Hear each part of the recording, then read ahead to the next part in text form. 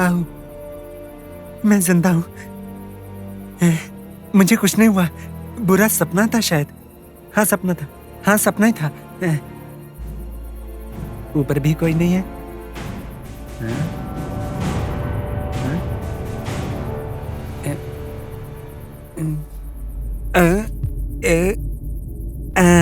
ये है। यही रहा तो ऐसे बुरे बुरे सपने आएंगे। चित्रलिंगा निकल ले यहाँ से। यहाँ नहीं रहना बिल्कुल। चल चल चल। गुरुजी, गुरुजी, बुरा सपना आया मुझे गुरुजी।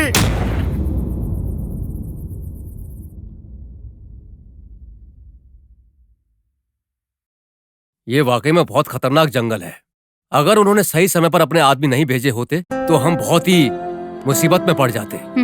बिना कुछ सोचे समझे कूद पड़े तो ऐसे ही होगा ना। वैसे भी आपका ये धैर्य मेरी तो समझ में नहीं आता। कितनी बार बोलूं आप सुनते नहीं हैं। एक तो बिल्कुल नई जगह है, ऊपर से जंगल है। ऐसे बिना सोचे जाना ही क्यों और फंसना भी क्यों? जानबूझकर मुझे फंसने का शौक है क्या? सिचुएशन ही वैसी थी। अचानक बच्चे गुम हो जाते हैं तो सब ऐसे ही करते हैं। सही कहा। 2 दिन तक घर में सब परेशान हो गए थे।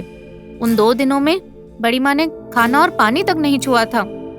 जो भी हो, बच्चों का मिलना बहुत ही अच्छी किस्मत है। Dad is correct. मम्मी हर बात पर डरती रहती है। बस करो अब। तुम्हारे डैडी एक धैर्यशील है और तुम तो बहुत ही बहादुर हो। लाइफ में ऐसी चीजों को फेस करना बहुत हिम्मत की बात है। हर बात पर इतनी सीरियस क्यों हो जाती हो? जब से हम यहाँ पर आए तब से देख रहा हूँ तुम थोड़ा मूडी हो गई हो। सही कहा। मुझे यहाँ का वातावरण अच्छा नहीं लग रहा। वातावरण का क्या है, हमारे शहर से बहुत ही बेहतर है। वहाँ की हवा में पोल्यूशन, वाटर पोल्यूशन, इंसानों का भी पोल्यूशन। वहाँ से तो ज्यादा पोल्यूशन यहाँ पर है। इसीलिए कब क्या हो जाएगा ये सब सोचकर घबराती रहती हूँ। बेटा हरीश, तुम जाके खेलो जाओ। Okay daddy. अब बोलो, वो पोल्यूशन क्या है? उस प्रसाद का बर्ताव बिल्कुल भी अच्छा नहीं है। बड़ी माँ की संपत्ति हड़पने के लिए वो और उसका पापा लगे हुए हैं। दिन रात दोनों इन्हीं ख्यालों में रहते हैं। जब आप लोग घर पर नहीं थे तब आके बड़ी माँ को बहुत कुछ सुना के गए। कोर्ट से लॉयर का नोटिस भी भेजा। उसकी धमकियाँ जब भी याद आती हैं मुझे तो बहुत ज्यादा डर लगता है। हाँ, अब तक जीजू यहाँ नहीं आए करके वो इस भ्रम में है कि पूरी संपत्ति उनकी है। भ्रम नहीं है। बड़ी माँ की सारी संपत्ति उस प्रसाद के नाम पर ही करने वाले हैं। उसी के आधार पर लॉयर कोर्ट से नोटिस लेकर आए थे। खुद के बेटे के होते हुए संपत्ति को प्रसाद के नाम पर लिखना ये सही नहीं है। इस गलती के लिए क्या गंवाना पड़ेगा और क्या हो जाएगा कुछ पता नहीं। मेरे पास शक्तियां हैं पर कभी मैंने उस चीज का घमंड नहीं दिखाया। जो भी शक्तियां हैं उसे गलत काम के लिए उपयोग नहीं किया था। धर्म के खिलाफ भी उपयोग नहीं किया, गलत इस्तेमाल नहीं किया। शक्तियों का दूसरों के भलों के लिए उपयोग कर दिया है मैंने, ताकि सबका भला हो। मेरी बात सुनो जरा। देखो बेटा, तू मुझसे छोटा है इसलिए कह रही हूँ, कम से कम तेरी जो प्रयत्न है वो सब रोक दे। ये क्या माँ, ये क्या बोल रहे हो आप? मेरी बात को मानकर नागराज से माफी मांग के प्रार्थना करनी चाहिए। अपने दोष का प्रायश्चित करो बेटा। माँ, बंद करो आपका ये भाषण। सहायता मांगने आया हूँ और तुम ज्ञान दे रही हो। ये ज्ञान देना बंद करो। माँ होने के नाते सहायता करोगी, ऐसा मैंने सोचा था। वो नाग शक्ति कितनी भी महान क्यों ना हो, लेकिन उसको रोकने की शक्ति तुम्हारे पास है। तुम्हारी शक्तियों के बारे में मुझे पता है। मुझे बचा लो माँ। मुझे बचाओगी कि नहीं? बोलो माँ, मैं अंतिम बार पूछ रहा हूँ माँ। बोलो माँ, बोलो बोलो। बस और कुछ नहीं है, तुम्हारे भले के लिए बोल रही हूँ। उससे ज्यादा मैं कुछ बोल नहीं सकती हूँ। उस नागमणि को तुम नाग भैरवी के स्वाधीन में रख दो बेटा। माँ, ये क्या कह रही हो तुम? क्या नागमणि को उस नाग भैरवी के स्वाधीन कर दो और उसके पास जाकर उससे क्षमा मांगू मैं? शाबाश, बहुत अच्छा बोली मेरी माँ। तुम मेरी माँ हो ना, तो मेरी एक बात तुम भी सुन लो। उस नागमणि को देना, मेरे लिए वो नागमणि देना असंभव है। उससे क्षमा मांगना तो उससे भी ज्यादा असंभव है। जब तक मेरे शरीर में प्राण है तब तक ये नहीं हो सकता, नहीं हो सकता ये। वैसे भी तुम्हारे बारे में जानते हुए भी तुम्हारे पास आया हूं। धिक्कार है इसके लिए मुझे। तुम में तुम्हारे बेटे के लिए भी करुणा नहीं है, तुम्हारे पेट से जन्मे हुए बेटे के लिए भी दया नहीं है। धर्मशास्त्र तो खूब जानती हो तुम, लेकिन बेटे को बचाने का धर्म भूल गई हो। गुस्से में कही गई जो बातें हैं वो तो अनर्थ ही करेगा, आत्मरक्षा के लिए उपयोग नहीं होगा। धर्म मार्ग पर चलोगे तो हमेशा सबका भला ही होता है। गलत रास्ते पर जा रहे हो तुम, तुम्हें आखिर कौन बचाएगा? तुम बचा सकती हो, तुम ही हो जो मुझे बचा सकती हो माँ। देखो माँ, इस दुनिया में अगर कोई मुझे बचा सकता है तो वो तुम हो। देखो माँ, तुम अपनी मंत्र शक्तियों के बल से उसको बंदी बना सकती हो माँ, मुझे बचा सकती हो माँ। तुम मेरी रक्षा करो माँ। अरे खुद के जने हुए बेटे के लिए इतना तो कर सकती हो ना माँ तुम। मुझसे ये नहीं होगा बेटा, मैं धर्म के विरुद्ध नहीं जा सकती। तो फिर तुम्हारा बेटा उस सांप के हाथों मर जाएगा माँ। तब तुम बहुत पछताओगी माँ, बहुत पछताओगी तुम। छी, मैं जा रहा हूं माँ, इस जन्म में फिर यहां नहीं आऊंगा कभी। जा रहा हूं मैं, तुम्हें जो करना है वो तुम करो। रुको, जरा रुको बेटा, मैं बोल रही हूँ ना, मैंने कहा ना रुक जाओ, नहीं तो मैं मर जाऊंगी।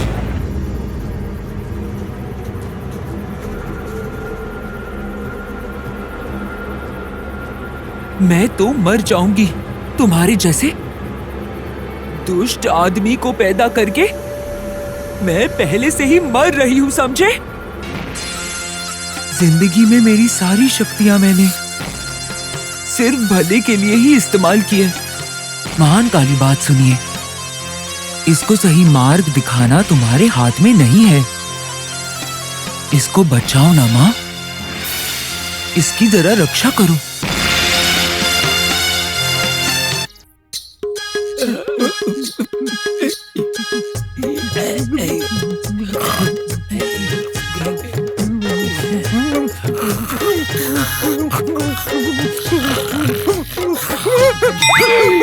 अरे क्या हुआ?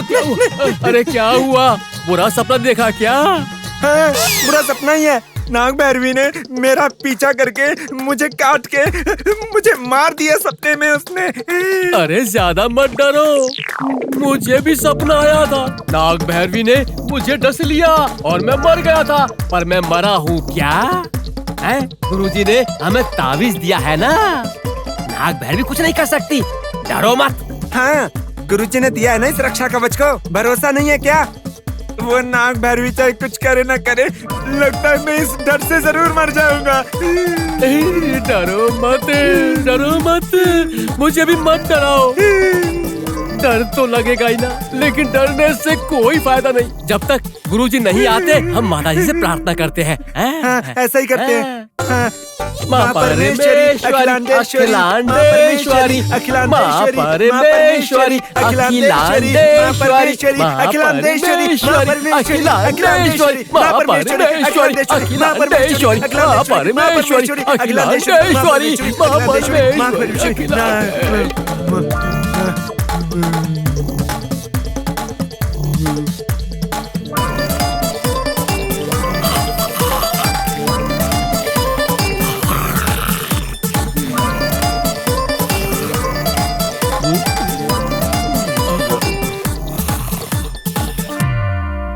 संपत्ति के बारे में सोच रही हो ना? तुम डरो मत, मैं हूँ ना। यहाँ की संपत्ति पर उनको आशा नहीं है। माँ के प्यार के अलावा उन्हें और किसी चीज की आशा नहीं है। देखते देखते इतनी संपत्ति को कैसे छोड़ सकते हैं? संपत्ति से ज्यादा माँ का प्यार जरूरी होता है। बचपन में ही मेरी माँ गुजर गई थी। इन्हें अगर देखो तो ये तो बिल्कुल माँ जैसी लगती है। हमारी किस्मत अच्छी है तो इसे हम ज्यादा नहीं कर सकते हैं। और वैसे भी अब हमें किस चीज की कमी है? कमी तो नहीं है, पर मेरी बात मानो तो। अरे नहीं भैया, आपके प्रयत्न छोड़ दो। उनके आने के बाद ही मैं सारी संपत्ति प्रसाद के नाम करवा दूंगी और माँ को हमारे साथ ले चलते हैं। माँ को ले जाने की सोच बिल्कुल सही है तुम्हारी, लेकिन हम संपत्ति को छोड़ तो नहीं सकते। यहाँ की संपत्ति तो यहाँ की ही है, हम उसे कहाँ रखेंगे? आप तो काम में हमेशा बिजी रहते हैं, हमारे साथ वक्त बिताने का टाइम नहीं है। और उनके पास यहाँ आकर आप कौन सा काम कर लेंगे? सही है, तुम्हारे पति को कोई काम करने की जरूरत नहीं, पर लॉयर के नोटिस के डर से उस लक्ष्मीपति की बात मानकर संपत्ति को प्रसाद के नाम पर करने से अच्छा नाग मंदिर में दान दे दो। मंदिर की हालात बेहतर हो जाएंगे, तुम्हारे सास और ससुर की इच्छा भी पूरी होगी। सही है, गुड आइडिया। हमारे घर की देवता का कम से कम इस तरह तो भला कर सकते हैं। मैं उनसे बात करूंगी। मैं जरूर बात करूंगी।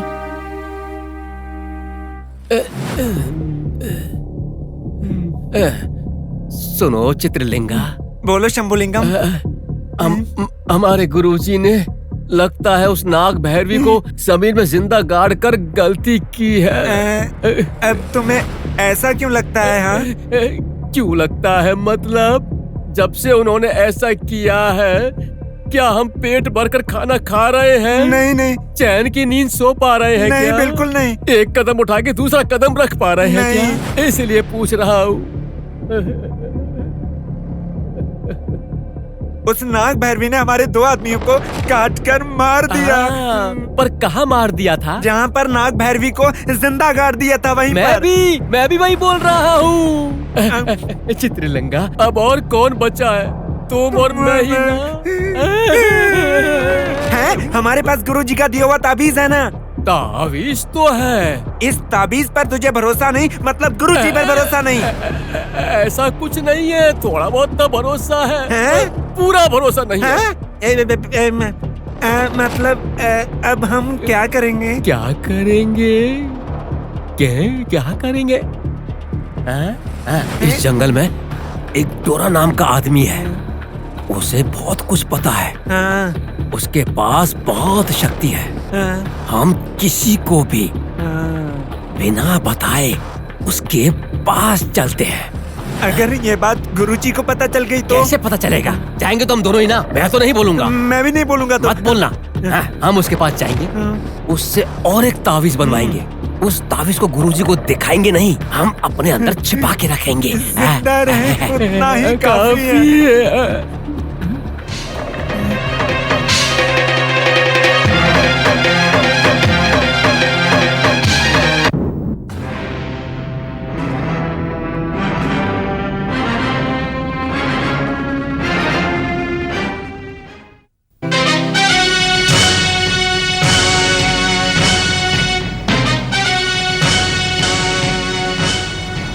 वो एक बड़ा जंगल है और तो और बहुत घना भी है।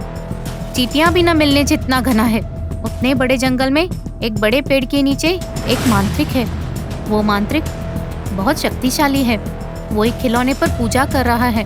पूजा के समय में ही एक नींबू लेकर उसने उस खिलौने पर निचोड़ दिया। फिर जाकर नीचे से एक चाकू उठाया और फिर उस खिलौने पर खचाक खचाक मारने लगा। उससे बच्ची घर में जोर जोर से चिल्लाने लगी। उस समय उस बच्ची को क्या हो रहा है समझ ही नहीं आ रहा था।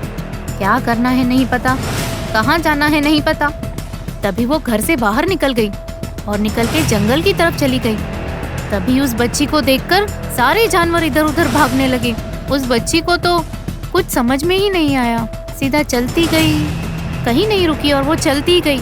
जमीन के अंदर से हाथ निकल आते हैं, कहीं दूर से आवाजें सुनाई दे रही हैं। वहाँ के पेड़ पौधे सबके सब हिल रहे थे। उसी समय आसमान फटने जैसा होने लगा। तभी डर के मारे ऊपर देखा, धड़ाम से कुछ ऊपर से आके उसके सर पे गिर गया। जब घबराकर उसने ऊपर देखा तो ठप से फिर उसके ऊपर कुछ गिरा। क्या गिरा है? एक बूंद। वो क्या है देखा तो कौवे ने कांड कर दिया था।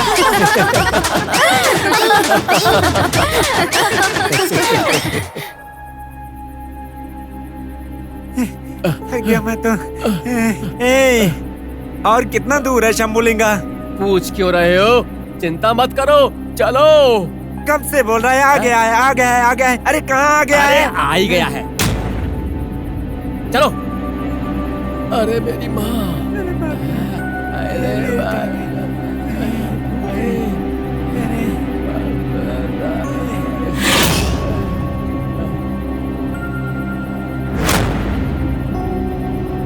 अरे चित्रलिंगा रुको, उधर कहाँ जा रहे हो? तूने मुंह इधर को उठा रखा था तो तेरे पीछे चल रहा हूँ ना। उधर नहीं, इधर। वहाँ से जाएंगे तो बहुत दूर पड़ेगा, इधर से जाएंगे तो नजदीक पड़ेगा। चलो इधर से चलते हैं। ऐसा है क्या? अरे चलो।